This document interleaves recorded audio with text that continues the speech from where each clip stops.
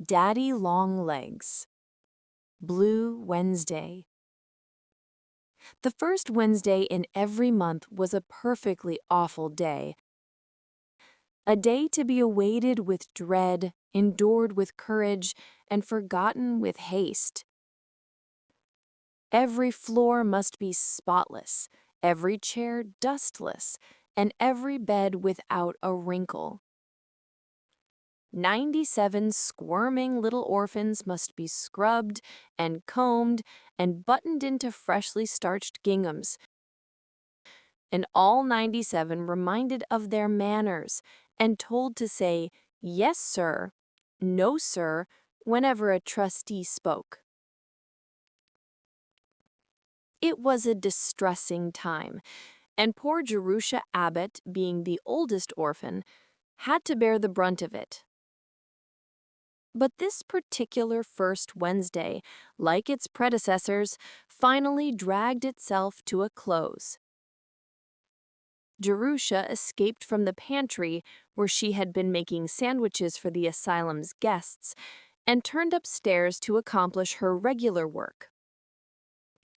Her special care was room F, where 11 little tots from 4 to 7 occupied 11 little cots, set in a row.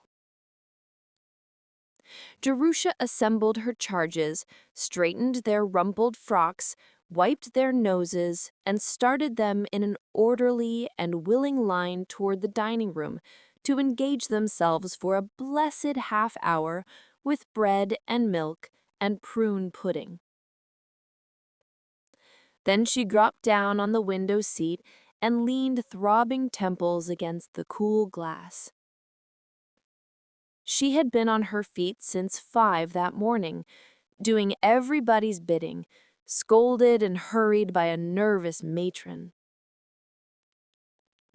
Mrs. Lippett, behind the scenes, did not always maintain that calm and pompous dignity with which she faced an audience of trustees and lady visitors. Jerusha gazed out across a broad stretch of frozen lawn, beyond the tall iron paling that marked the confines of the asylum, down undulating ridges sprinkled with country estates, to the spires of the village rising from the midst of bare trees. The day was ended, quite successfully so far as she knew. The trustees and the visiting committee had made their rounds and read their reports and drunk their tea, and now were hurrying home to their own cheerful firesides to forget their bothersome little charges for another month.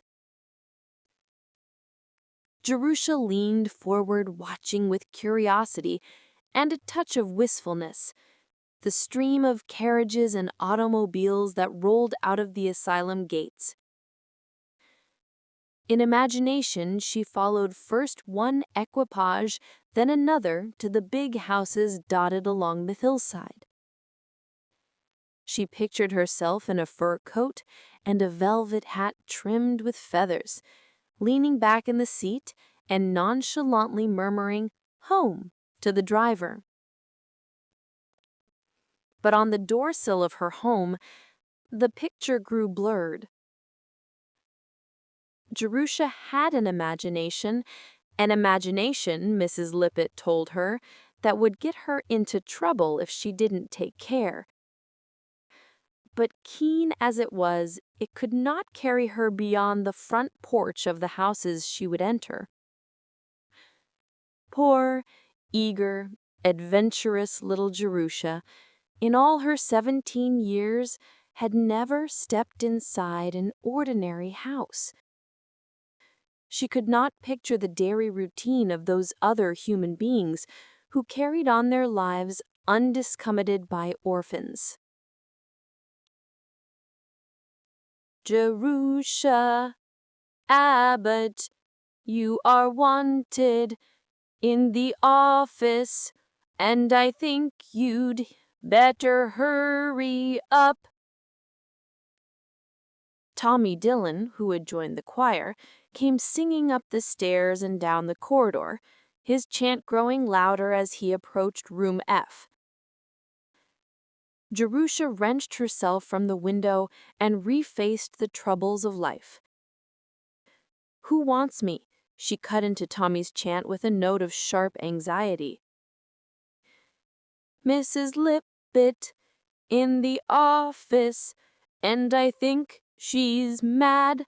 Amen." Tommy piously intoned, but his accent was not entirely malicious. Even the most hardened little orphan felt sympathy for an erring sister who was summoned to the office to face an annoyed matron. And Tommy liked Jerusha even if she did sometimes jerk him by the arm and nearly scrub his nose off. Jerusha went without comment, but with 2 parallel lines on her brow. What could have gone wrong, she wondered. Were the sandwiches not thin enough? Were there shells in the nut cakes? Had a lady visitor seen the hole in Susie Hawthorne's stocking? Had, oh horrors, one of the cherubic little babes in her own room F sassed a trustee? The long lower hall had not been lighted, and as she came downstairs, a last trustee stood, on the point of departure, in the open door that led to the porte cochere. Jerusha caught only a fleeting impression of the man, and the impression consisted entirely of tallness. He was waving his arm toward an automobile waiting in the curved drive. As it sprang into motion and approached, head-on for an instant, the glaring headlights threw his shadow sharply against the wall inside. The shadow pictured grotesquely elongated legs and arms that ran along the floor and up the wall of the corridor. It looked, for all the world, like a huge wavering daddy longlegs. Jerusha's anxious frown gave place to quick laughter. She was by nature a sunny soul, and had always snatched the tiniest excuse to be amused. If one could derive any sort of entertainment out of the oppressive fact of a trustee, it was something unexpected to the good. She advanced to the office, quite cheered by the tiny episode, and presented a smiling face to Mrs. Lippett. To her surprise, the matron was also, if not exactly smiling, at least appreciably affable. She wore an expression almost as pleasant as the one she donned for visitors. "Sit down, Jerusha. I have something to say to you." Jerusha dropped into the nearest chair and waited with a touch of breathlessness. An automobile flashed past the window, and Mrs. Lippett glanced after it. "Did you notice the gentleman who has just gone?" "I saw his back." "He is one of our most affluential trustees and has given large sums of money toward the asylum support. I am not in liberty to mention his name. He expressly stipulated that he was to remain unknown." Jerusha's eyes widened slightly. She was not accustomed to being summoned to the office to discuss the eccentricities of trustees with the matron. "This gentleman has taken an interest in several of our boys. You remember Charles Benton and Henry Fries? They were both sent through college by this trustee, and both have repaid with hard work and success the money that was so generously expended. Other payment the gentleman does not wish. Heretofore his philanthropies have been directed solely toward the boys. I have never been able to interest him in the slightest degree in any of the girls in the institution, no matter how deserving. He does not, I may tell you, care for girls." "No, ma'am," Jerusha murmured, since some reply seemed to be expected at this point. Today, at the regular meeting, the question of your future was brought up. Mrs. Lippett allowed a moment of silence to fall, then resumed in a slow, placid manner, extremely trying to her hearers' sudden tightened nerves. "Usually, as you know, the children are not kept after they are 16, but an exception was made in your case. You had finished our school at 14, and having done so well in your studies, not always, I must say, in your conduct, it was determined to let you go on in the village high school. Now you are finishing that, and of course the asylum cannot be responsible any longer for your support. As it is, you have had 2 years more than most." Mrs. Lippett overlooked the fact that Jerusha had worked hard for her board during those 2 years, that the convenience of the asylum came first and her education second, and that on days like this she was kept at home to scrub. "As I say, the question of your future was brought up, and your record was discussed. Thoroughly discussed." Mrs. Lippett brought accusing eyes to bear upon the prisoner in the dock, and the prisoner looked guilty because it seemed to be expected, not because she could remember any strikingly black pages in her record. "Of course, the usual disposition of one in your place would be to put you in a position where you could begin to work, but you have done well in school in certain branches. It seems that your work in English has even been brilliant. Miss Pritchard, who is on our visiting committee, is also on the school board. She has been talking with your rhetoric teacher and made a speech in your favor. She also read aloud an essay that you had written entitled Blue Wednesday." Jerusha's guilty expression this time was not assumed. "It seemed to me that you showed little gratitude in holding up to ridicule the institution that has done so much for you. Had you not managed to be funny, I doubt if you would have been forgiven.